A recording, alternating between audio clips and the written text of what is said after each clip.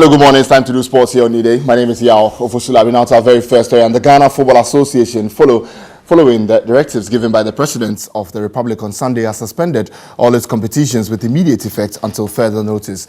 Now, their statement released last week, the GFA announced that while all competitions will go ahead as scheduled, it will continue to liaise with government, the Ghana Health Service and the Ministry of Health and follow all national health protocols on the matter. The government of Ghana announced new protocols, and consequently, the GFA will immediately follow the new issued protocols and guidelines. The association will continue to engage the relevant institutions on this matter and update its members and all stakeholders of any changes. So that's what the latest news that we are getting from the Ghana Football Association, though. But early on, over the weekend, some games went ahead. The Ghana Premier League went ahead, and then the Black Maidens also took on their Liberian counterparts and beat them by 8-0. That game was also at the Accra Sports Stadium. But Great Olympics thrashed away their second city rivals in a space of 5 days with an emphatic victory over Liberty Professionals at the Accra Sports Stadium. Also, Mediama SC maintained their 100% performances with a 2-0 win over Legon City's Football Club. Let's take a look at the highlights, then we discuss. In time to get into it. So Amuzu's corner, poorly defended, and Maxonia Bekwe says thank you. It falls to him and it pulls the trigger ahead for Great Olympics. So Liberty kept believing. They knew they had what it took to equalize. And Ampedu made an inroad into the box. Stroke of half time.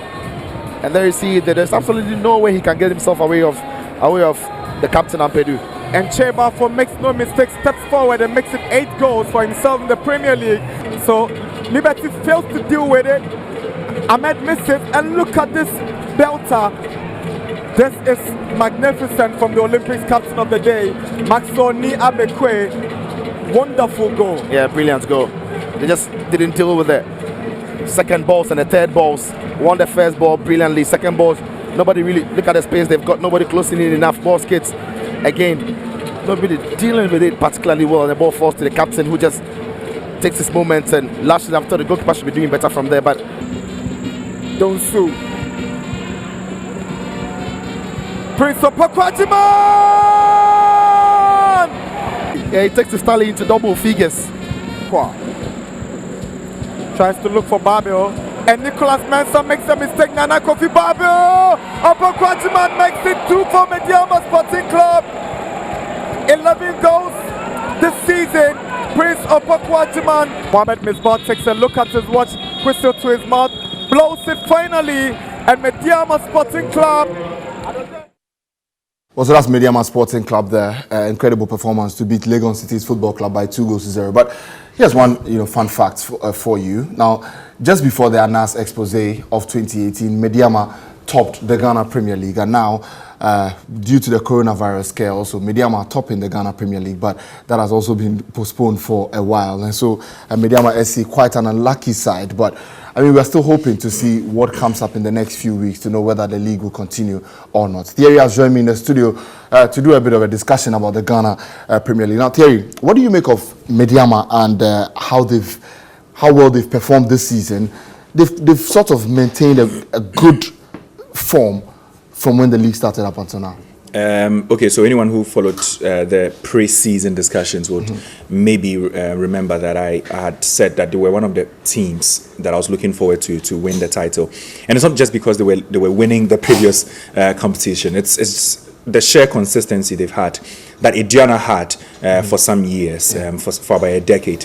That is the kind of consistency Mediama Sporting Club have. And if you check their last 5 games, they've only dropped points in 1 game, and that was a draw. Yeah. So they've recorded 13 points out of 15, right. and it just shows in their position in the standings. I think that they are one of the sides that is very deserving of their position, in the Premier League. There is nothing about luck. There is nothing about ill luck. It's pure football, pure technicalities, and the sheer quality that they consistently, churn out in the Ghana Premier League games. And I think that's exactly where we are.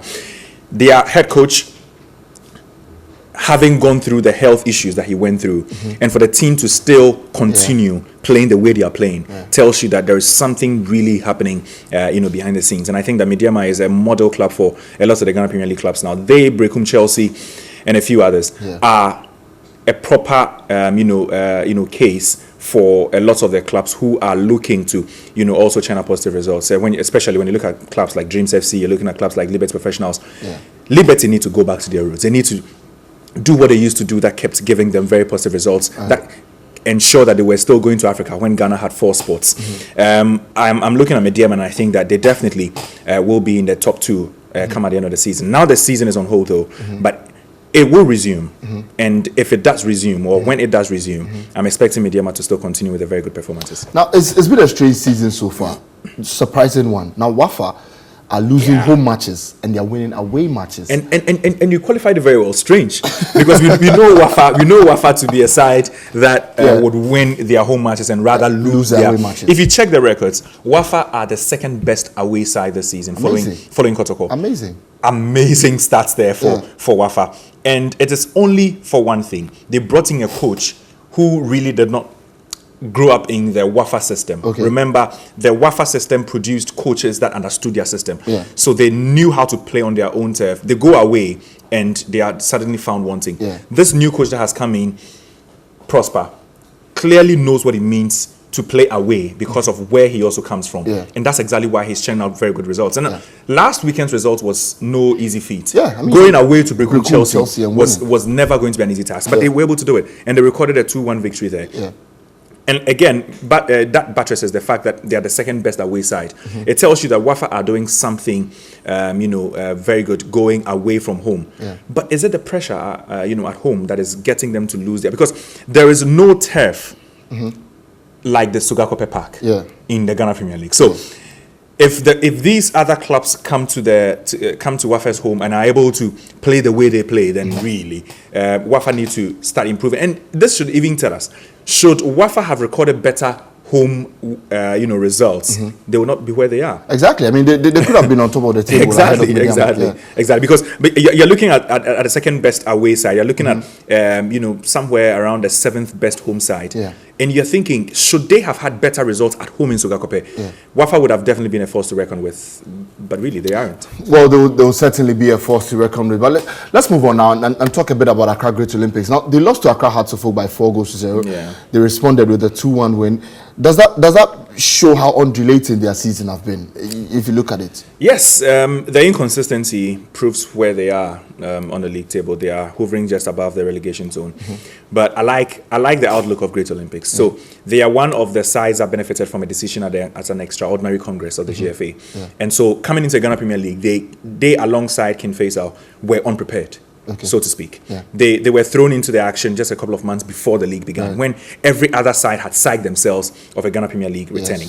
Now, I look at Accra Great Olympics and I think that they are a side that have a lot of thoughts going into where they are. I remember we had a few stories going into the season with them, and how Papse, that's Fred Papo, kept talking about the fact that they were not going to be an oldies side this season. They were going to be a blend of experience and a youth. And I think that's exactly what it's showing.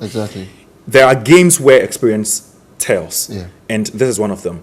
I liked how Olympics played. You can clearly tell they were very solid at the back, and they knew exactly what they wanted out of this particular game. They knew they were playing an Accra derby. It's not the fiercest of derbies, but they knew they needed to get a result, and a result they had. Now, you look at Great Olympics, they lose some and they win some. Now, in the Ghana Premier League, you know that is bound to happen. Even the mightiest of the mighties, like the Hearts, the Kotokos, the Dianas, and the Ashgolds, keep losing and winning. They know these are bound to happen. It is how they are able to manage it that is getting them the positive results. And I'm particularly amazed by the fact that they are not in a relegation zone. I think that it's positive for any Great Olympics fan to see them where they are. Yes, they are not in the top 4, they are not in the top half of the table, but they are a side that look like they will avoid relegation come at the end of the season, if they're able to maintain this kind of form. Exactly, and avoiding relegation will really be needed there for them in the Ghana Premier League. But Thierry, let's just move away from the Ghana Premier League now and talk about what could have happened in the English Premier League, in the other leagues last weekend. Now, going through my live score app over the weekend, I mean, it was quite depressing for me. There were no matches at all. The only region or the only country that had matches were Russia and Slovakia. Those were the only places where matches were happening, and it's just a big shock for me, because I've never lived my life going through a weekend without games at all. from anywhere. Even when the seasons have ended, Yeah. there are still games going on somewhere. Exactly. This clearly, it just reminds us all of the global pandemic that we are facing at the moment. Yeah. This crosses borders, it crosses boundaries. We have gotten to the point where it is no longer about the football. Yeah. It is about our social welfare. It's about how we care for other people. Yeah. And of course, sports is one of the greatest events anywhere in the world. Yes. Bringing people together, and it's one of the biggest gatherings anywhere. Even when you look at cricket in some parts of the world, it's attracting almost 100,000 fans. You look at Formula One, and it's attracting thousands of people. The NBA courts are not exactly huge, but even they regularly, almost every single day, is attracting a lot of fans. So it is just in the common interest of the global society that sports will come to a halt. But sports fanatics would realize that it was a very drab weekend. I read a lot of comments on social media where English Premier League fans were calling for a Burnley Norwich. They would beg. I mean, they would pay for anything, even Burnley Norwich. It tells you that we miss our football, we miss our sports, but we are at a point where we realize that it is not normal days, it is not normal times. You look in the Spanish La Liga, and it's one of the leagues that suspended the games really fast, alongside the French league. The Italian league began the entire process, and it was because of the numbers that were dying in Italy. Then it progressed to Spain, then it progressed to France. Germany and England have been the slowest to react. Yeah. But when you look at the measures put in place by Germany, I think it's some of the best we've seen. The English Premier League, very slow. Yeah. They actually had to wait till professional individuals also, contracted the virus. Mikel Arteta, Arsenal manager, Callum Hudson-Odoi, Elokim Mangala, and a few other players. And you're looking at all these individuals, highly professional, and you're thinking, okay, these are guys that are always working and speaking to highly skilled doctors and health professionals. Yeah. How did they get there? If they are there, you and I are even more susceptible to these things, and we need to always protect ourselves. So I think it's just in the common interest that sports around the world has actually come to a halt. Well, now to the big to the biggest question. Just 1 minute for that. I mean, should Liverpool be handed the league, or should there be a chance to continue? If I look at my heart, I would say no. If I listen to my head, then I'll say yes. Right. I think that they've played a majority of the season. We've all played a majority of the season anyway.